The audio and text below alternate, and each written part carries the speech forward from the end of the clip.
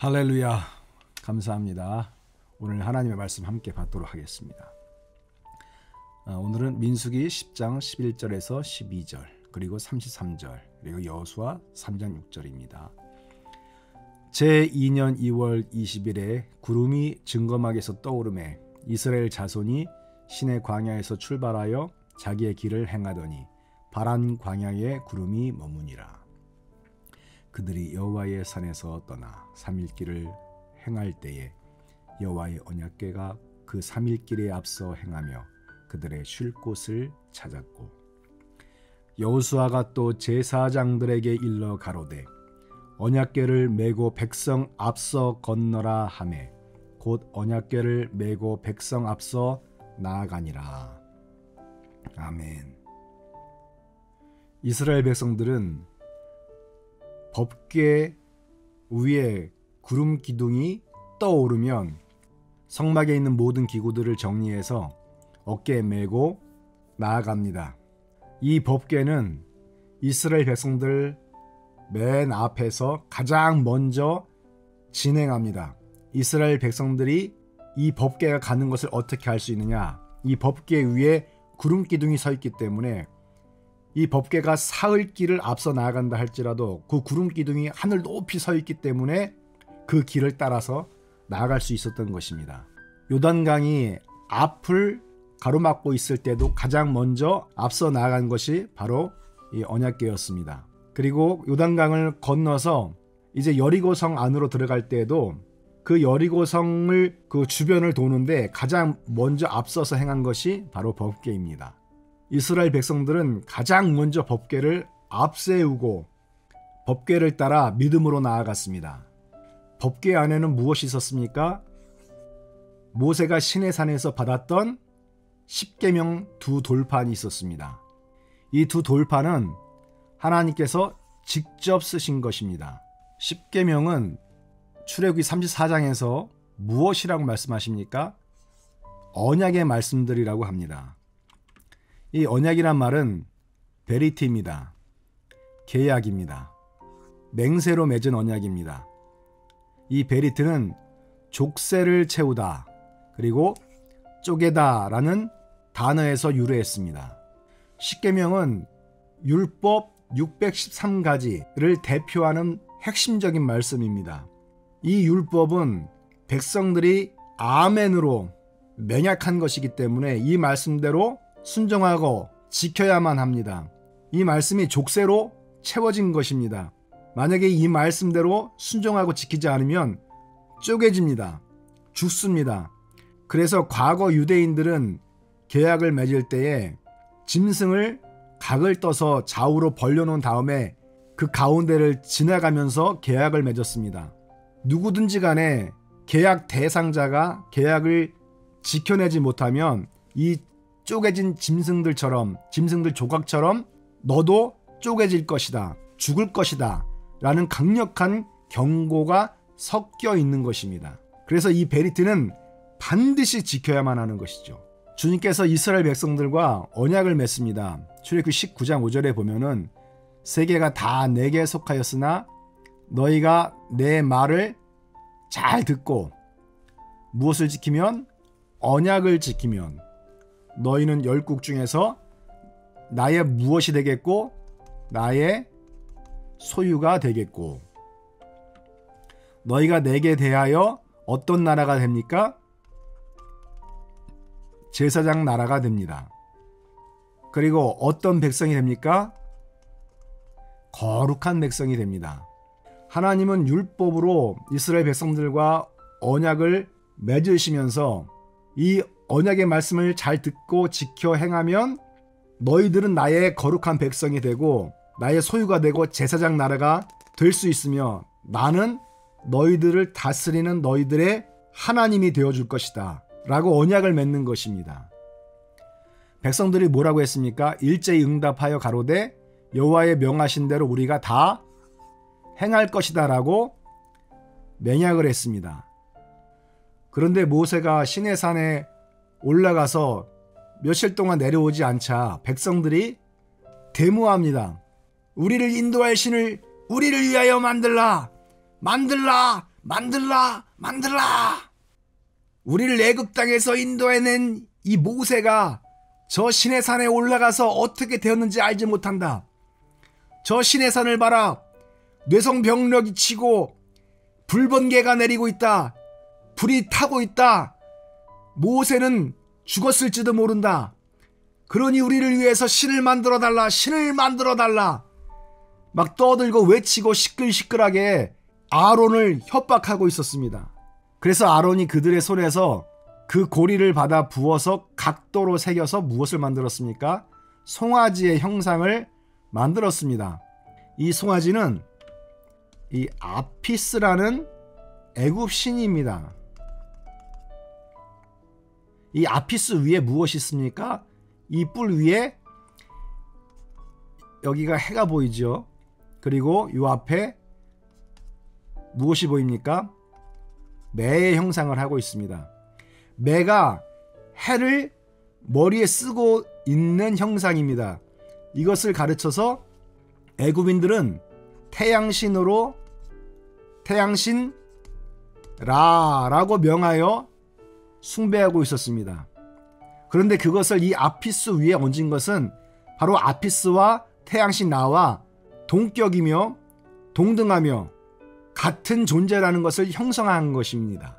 애굽 사람들은 바로 왕이 죽으면 이 아피스가 바로의 영혼을 태양신에게로 인도한다라는 그런 믿음을 가지고 있었습니다. 여기에 비춰봤을 때 이스라엘이 황소, 바로 이 아피스 신을 자기들을 인도한 신이다, 하나님이다라고 숭배한 것은 바로 태양신 종교를 이스라엘 안에 창시한 거라 다를 바가 없다라는 것이죠. 이스라엘 안에 태양신 종교가 시작되는 바로 개척점입니다. 이스라엘이 태양신, 아피스신, 이 금신, 송아지 신을 숭배하기 위해서 제사를 드리고 나팔을 부고 춤을 추고 노래하고 예배를 하고 있습니다. 그때 모세가 하나님으로부터 십계명을 받아 가지고 내려오는데 그 밑에서 저들이 우상신 앞에 춤을 추고 예배하는 모습을 듣고 있을 때 대노하여 십계명을 어떻게 했습니까? 아래로 던져 깨뜨렸다라는 것이죠. 너희들한테는 하나님의 언약이고 뭐고 필요 없다. 하나님의 은혜와 능력을 바랄 자격조차 잃어버린 자들이다. 하나님의 은혜를 원수로 갚는 자들이다. 너희 애굽에서 종로로 타는 노예들을 이끌어서 이렇게 자유를 하나님께서 허락하시고 구원을 주셨는데 지금 뭐 하는 짓들이냐. 하나님 편에 설 자들과 저 우상 앞에 설 자들을 갈라내라. 그때 우상 앞에 서서 예배드리고 춤추며 노래했던 자들 3,000명이 도륙을 당했습니다. 하나님의 언약을 파기하면 이렇게 어떻게 되는 거예요? 쪼개지는 것입니다. 그럼에도 불구하고 하나님께서는 모세에게 이렇게 말씀하십니다. 너는 돌판 둘을 처음 것과 똑같이 깎아서 만들라. 네가 깨뜨린 그 처음 것과 같이 깎아서 만들라. 네가 깨뜨린 처음 판에 있던 그 말을 내가 그 판에 다시 새겨주실 것이다 라고 말씀해 주셨어요. 바로 이 말씀은 예수님께서 신약시대에 새롭게 주실 새 계명을 예표해 주고 있는 것입니다. 요한복음 13장 34절에 내가 너희에게 무엇을 준다? 새 계명을 준다라고 말씀해 주셨습니다. 그 새 계명은 무엇입니까? 서로 사랑하는 것입니다. 내가 너희를 사랑한 것 같이 너희도 서로 사랑하여라. 사랑하는 자만 사랑한다면 무슨 소용이 있겠느냐. 이것은 이방인들도 그렇게 한다라는 것이죠. 그러니까 너희 형제 자매들은 서로 주 안에서 사랑하고 원수들조차 그리스도의 사랑으로 사랑하라 그렇게 말씀하고 계십니다. 예수님께서 제자들에게 주신 이 새 계명은 옛 계명을 대체하는 것이 아닙니다. 성경에 보니까 모든 율법 그 안에 십계명이 있죠. 예언자들의 가르침, 바로 이 구약 성경은 무슨 계명으로 요약될 수 있어요? 바로 이 두 계명으로 요약될 수 있어요. 그 한 가지는 네 마음을 다하고 목숨을 다하고 내 뜻을 다해서 주 너의 하나님을 사랑하라는 것입니다. 주 하나님을 사랑하는 것입니다. 하나님을. 그리고 둘째는 내 이웃을 내 몸과 같이 사랑하는 것입니다. 하나님을 사랑하는 것은 10계명의 첫 번째에서 네 번째 계명입니다. 이웃을 사랑하는 것은 5번째에서부터 10번째 계명입니다. 이 10계명은 율법 613가지의 모든 계명들을 대표하는 계명입니다. 그런데 그 10계명은 두 가지의 계명으로 요약할 수 있는데 바로 하나님 사랑, 이웃 사랑인 것이죠. 사도 요한도 요한 1서에 이렇게 말씀합니다. 내가 새 계명을 쓰는 것이 아니라 너희에게 처음부터 가진 어떤 계명? 옛 계명이니 이 옛 계명은 너희가 이미 들은 바 말씀이거니와 내가 다시 너에게 무슨 계명을 써요? 새 계명을 쓴다라는 것이죠. 그러니까 이 새 계명은 옛 계명과 상관없는 옛 계명을 대체하는 계명이 아니라 바로 옛 계명 자체입니다. 그 옛 계명의 모든 말씀들은 두 가지의 계명으로 요약되죠. 하나님 사랑, 이웃 사랑입니다. 9절에 너희들이 빛 가운데 있다 하며 그의 형제를 어떻게 해요? 사랑하지 않고 미워하는 자는 어디에 있어요? 어둠 가운데 있는 것입니다. 어둠 가운데 있고 어둠 가운데서 행하는 것입니다. 그래서 갈 곳을 알지 못하는 것이죠. 이는 어둠이 그의 눈을 어떻게 했어요? 멀게 하였음이니라. 여러분, 우리가 왜 형제들을 미워합니까? 그것은 내가 세운 율법, 기준, 표준, 나의 뜻에 맞지 않기 때문에 서로 미워하고 다투고 싸우는 것입니다. 그런데 성경은 뭐라고 말씀합니까? 율법이 육신으로 말미암아 연약하여 할 수 있어요, 없어요? 할 수 없다라고 되어 있습니다. 율법 613개는 유대인들이 모세 오경에서 찾아낸 율법입니다. 이 중에 248개가 이렇게 하라, 이렇게 하라, 이렇게 하라 하는 긍정적인 표현입니다. 또한 365개는 이렇게 하지 말라, 저렇게 하지 말라라는 부정적인 표현을 하고 있습니다.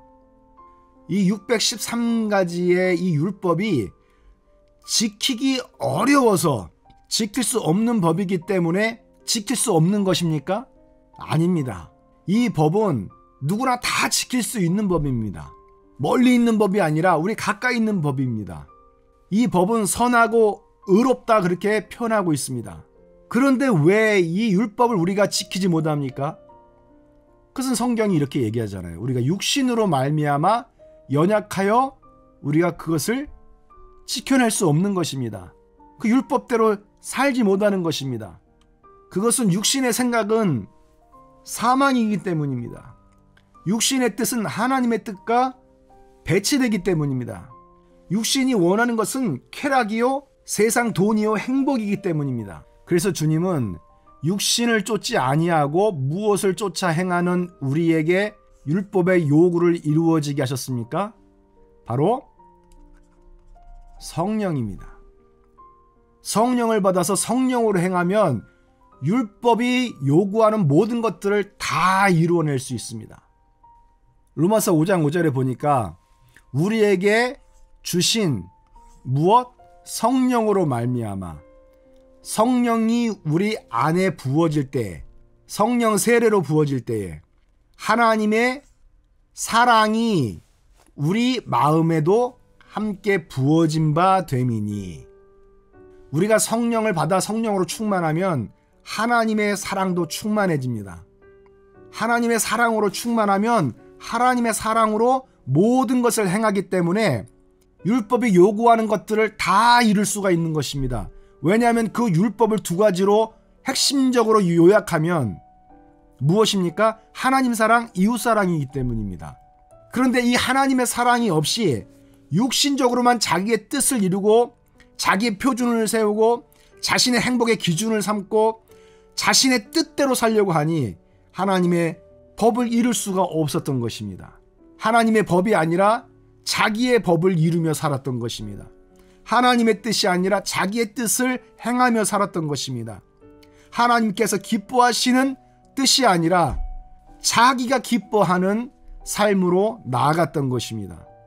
바로 이런 육신의 생각과 이 정욕은 하나님과 원수되는 것입니다. 세상을 사랑하는 것은 간음하는 것이다 라고 주님께서는 야고보서에 기록하여 주셨습니다. 나는 우리 모두가 하나님의 사랑으로 충만하여 주님께서 원하시고 기뻐하시고 뜻하시는 것이 무엇인지 바로 깨달아 율법의 모든 요구를 이루고 하나님의 영광을 나타내는 하나님의 자녀들이 되시기를 주님의 이름으로 간절히 축원합니다. 예를 들어보지요. 오순절날 성령이 마가의 다락방에 모여있는 120명의 문도들에게 충만하게 임하셨습니다. 저들이 성령께서 말하게 하심을 따라서 모든 나라의 말들로 방언을 하기 시작을 했습니다. 뿐만 아니라 알지 못하는 그런 방언들도 막 터져 나왔습니다. 주변에 오순절을 지키기 위해서 숙박하고 있던 전 세계에 흩어진 모든 디아스포라 유대인들도 이게 도대체 무슨 소린가 하고 마가의 다락방으로 집결했습니다. 그때 베드로가 일어나서 하나님의 복음을 선포하며 너희들이 법 없는 자들의 손을 빌어서 우리의 주님이신 예수 그리스도를 십자가에 매달아 죽였다. 그렇게 설교하자 유대인들이 하나님의 감동을 입고 두려워 떨었습니다. 사도행전 2장 37절에 보면 유대인들이 두려워 떨면서 형제들아 그러면 우리가 어찌할꼬 묻습니다. 그때 베드로가 저들에게 구원 얻는 하나님의 복음을 가르칩니다.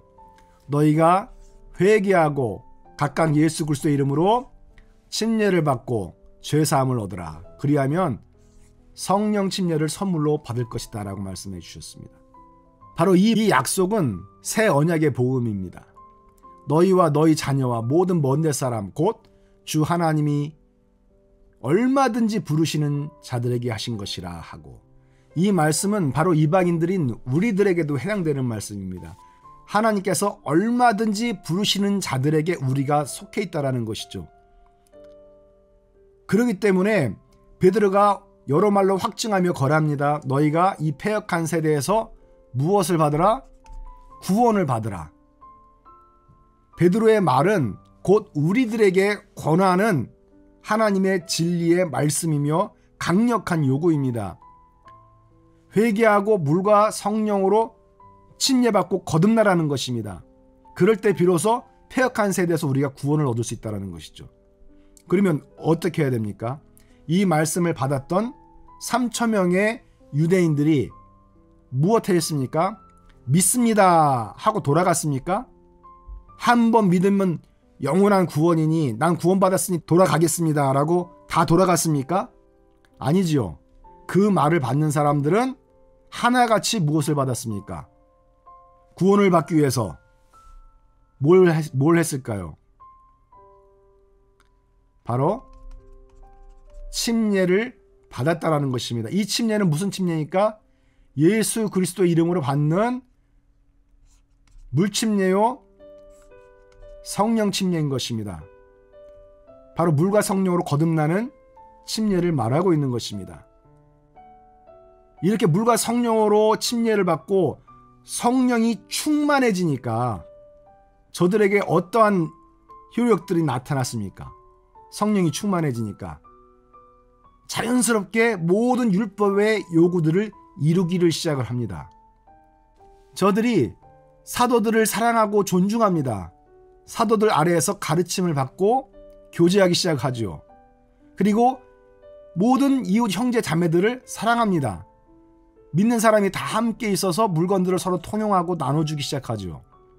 그리고 날마다 하나님을 사랑하여 마음을 같이하여 어디에 모였습니까? 성전에 모이기를 힘썼다고 그럽니다. 하나님의 집에 모이기를 힘썼다. 이것이 바로 하나님 사랑 아닙니까? 이것이 바로 이웃사랑입니다. 성령을 충만하게 받으면 자연스럽게 나타나는 현상이 하나님 사랑, 이웃사랑입니다.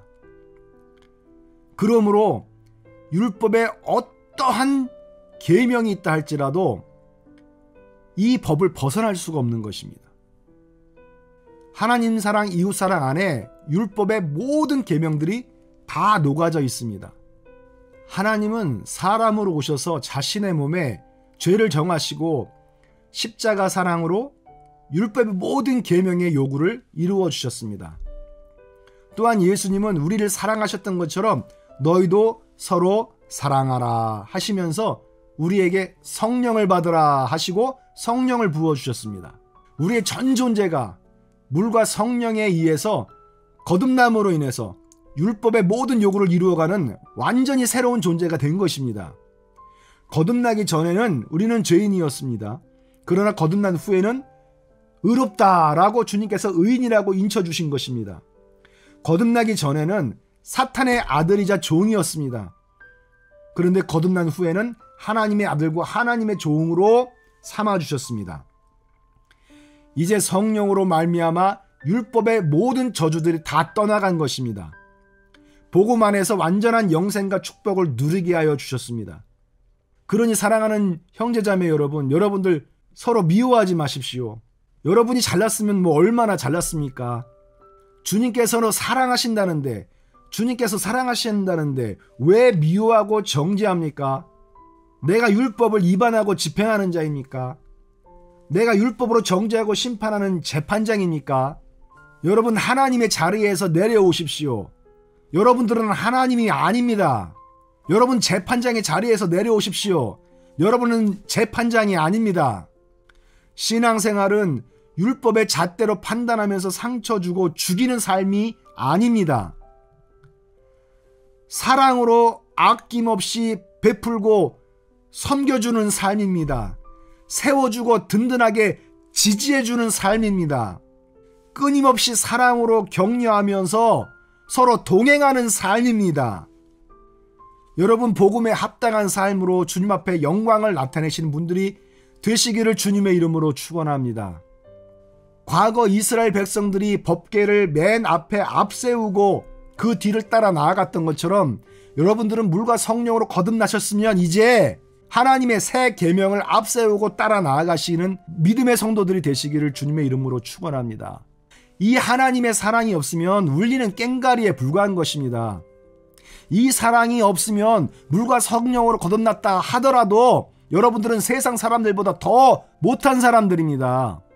여러분, 이 하나님 사랑, 이웃 사랑이 없으면 여러분들이 가지고 있는 것, 여러분들이 누리고 있는 것, 여러분들이 복받은 것 다 의미가 없는 것입니다.